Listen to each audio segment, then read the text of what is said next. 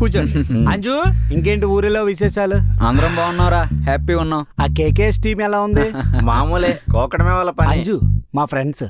బాగున్నారా అండి? బాగున్నావమ్మా, నువ్వెలా ఉన్నావు? నేను చాలా బాగున్నాను. బాగున్నారా సిస్టర్? నేను వెళ్ళి కూర కలిపేసి వస్తాను. సిస్టర్ సిస్టర్ నేను సిస్టర్ నేను బాగున్నా. అంటే కూర మాడిపోతున్న గాబర్లో వెళ్ళిపోయి ఉంటదిరా. అట్నుంచి వచ్చి పలకరిస్తుందిలే. ఉండొస్తాను.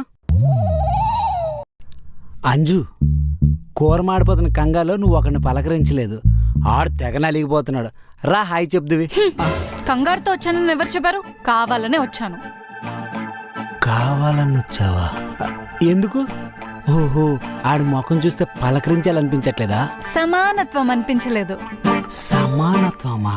అవును, నేను మా తమ్ముడిని ఒక్కడనే భోజనానికి పిలిచాను. మీరు కూడా మా తమ్ముడికి ఒక్కడికే మర్యాదలు చేశారు కదా, అందుకే నేను కూడా మీ ఇద్దరు ఫ్రెండ్స్ లో ఒక్కరికే మర్యాదలు చేస్తాను. సమానత్వం. ఇది సమానత్వం కాదే, ప్రతీకారం. నాకు అర్థమవుతుంది. అన్నీ ఏదో ఒకటి మేనేజ్ చేయాలా.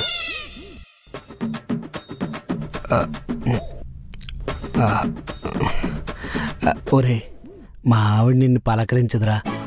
నువ్వు ఫీల్ అవకే. పలకరించదా? ఎందుకు పలకరించదు? నేనేం తప్పు చేసా? అడిగేసి వస్తా. అరే అరే, అంటే మా ఆవిడ కాలేజ్ టైంలో ఒకడు బాగా ఏడిపించేవాడంట. వాడు చూడ్డానికి అచ్చం నీలాగే ఉన్నాడంట. అందుకే అలా ఎవరున్నా వాడి మీద కోపంతో పలకరించదురా. నువ్వేం ఫీల్ అవ్వకరా. అవునా? సర్లే, అయినా కోపం నా మీద కాదుగా, ఆడెవడి మీదో కదా.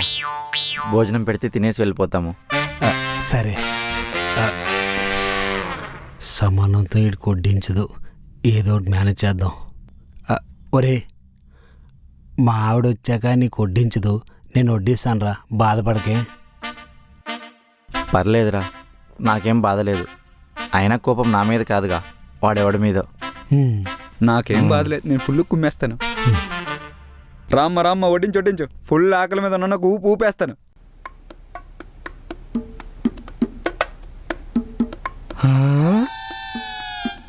రేయ్, నాకు వడ్డించిందిరా. మాట పడకండి, బా తినండి. తినేస్తా.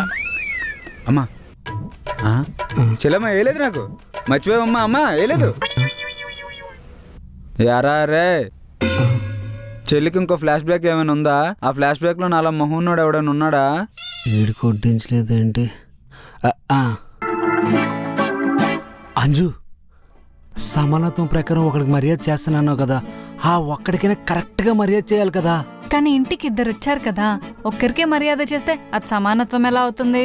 అంటే మనసు మార్చుకుని ఇద్దరికి మర్యాద చేస్తావా? కాదు, ఒకసారి ఒక్కరికే చేస్తా. అంటే అంటే ఒకసారి ఆయనకు మర్యాద చేస్తా, ఇంకొకసారి ఈయనకు మర్యాద చేస్తా. ఎందుకు? సమానత్వం. చెల్లి కొంచెం రైస్ పెట్టమ్మా. అన్నయ్య, కొంచెం రైస్ పెట్టనా? రైస్ వద్దమ్మా, ఫస్ట్ ముక్కలు ఇవా బాగున్నాయి చూడడానికి. చెల్లి కొంచెం రైస్ పెట్టమ్మా. అంజు, ఇడు రైస్ అడుగుతున్నాడు. అంజు, అంజు, కొంచెం రైస్ పెట్టుకోన్నయ్యా. సరే, రైస్ వేసి ముక్కలు వేయమ్మా. కొంచెం రైస్ పెట్టమ్మా చెల్లి. ముక్కేయాలా అన్నయ్య? నాకు పెట్టమ్మా. రైస్ చికెన్ పెట్టుకో అన్నయ్య. సరే వేసేయమ్మా. మీకు రైస్ పెట్టినా అన్నయ్య? ఒక్క ముక్క వేసి రైస్ పెట్టమ్మా. పోనీ కొంచెం రైస్ పెట్టుకోండి అన్నయ్య.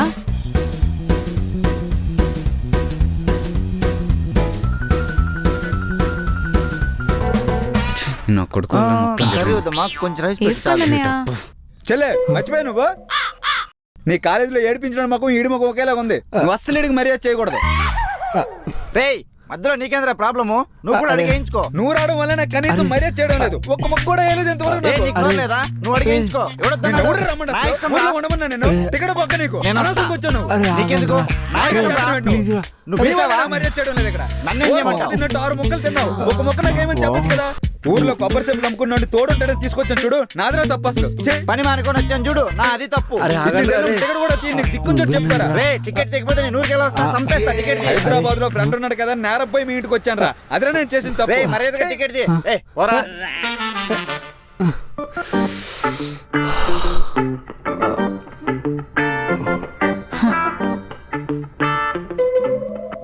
ఎలా ఉంది నా సమానత్వం?